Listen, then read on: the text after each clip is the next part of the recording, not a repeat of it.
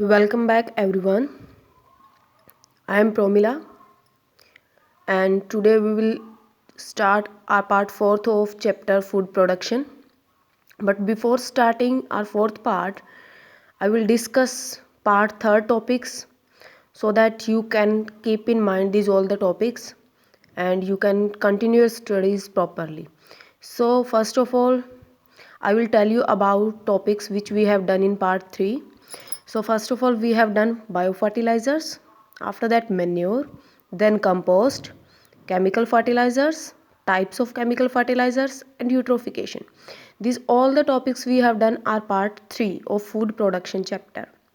If you have any problem in these parts, in these topics, then you can pause this video and you can learn again. You can check again these topics and then you can continue your part 4th. So now we will start our part 4 of chapter food production. In our part 4th, we will start from irrigation. What is meaning of irrigation? To give water to crops. Give water to crops. So the process of providing water to crops is known as irrigation. As we know, if we need water to grow, to survive on this earth, in the same way plants, crops also need water. So the process which provide water to crops is known as irrigation. All crops do not require the same amount of water. For example, rice needs a lot of water, whereas jowar, bajra need less water. As we know that in Haryana, Punjab, most of the farmers are growing rice and it needs a lot of water to grow very well.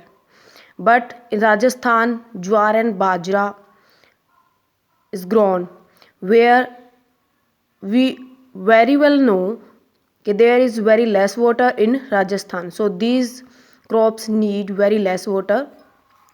Excessive irrigation causes waterlogging and stop roots from breathing. It can cause salinization of the soil.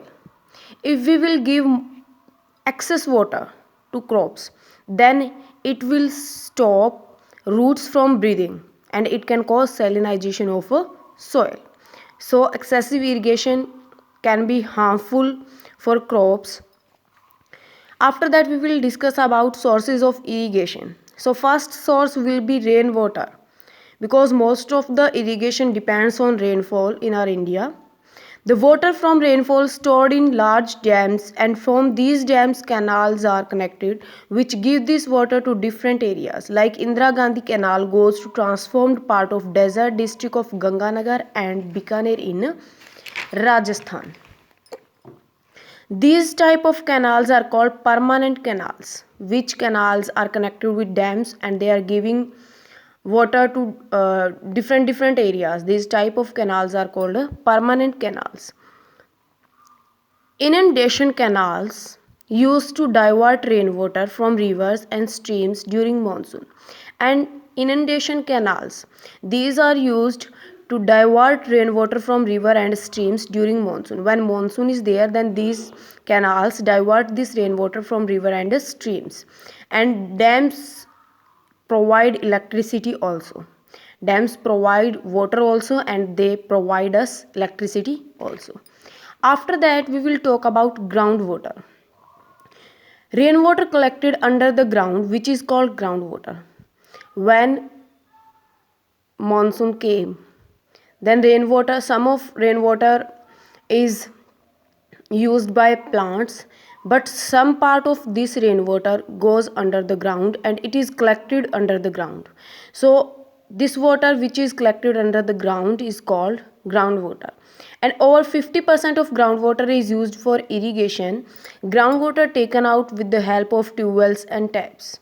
As we know, in fields we have seen that tubewells are there. So from where these tubewells are getting water? They are taking out groundwater only. They are taking out groundwater only. And this groundwater we are using for irrigation. After that, drip irrigation. It involves use of pipes fitted with small tubes called emitters. In this type of irrigation, pipes are fitted with small tubes, and these small tubes are known as emitters. After that, sprinkle irrigation, it has pipes fitted with sprinkler are led over or along the field. Sprinkler like ਫੁਆਰਾ ਜਿਹਨੂੰ ਕਹਿੰਦੇ ਆ, sprinkler led over or along the field, and sprinkler have rotating heads which spray water over the crops.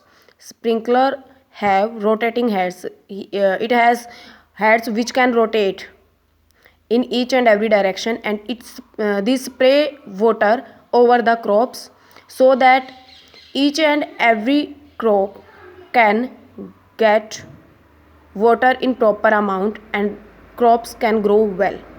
So this is our part 4th, and in this part we have done irrigation, sources of irrigation, and we have completed with sprinkler irrigation. So all these topics kindly learn carefully, write carefully, and keep continuous studies with very much concentration. Thank you.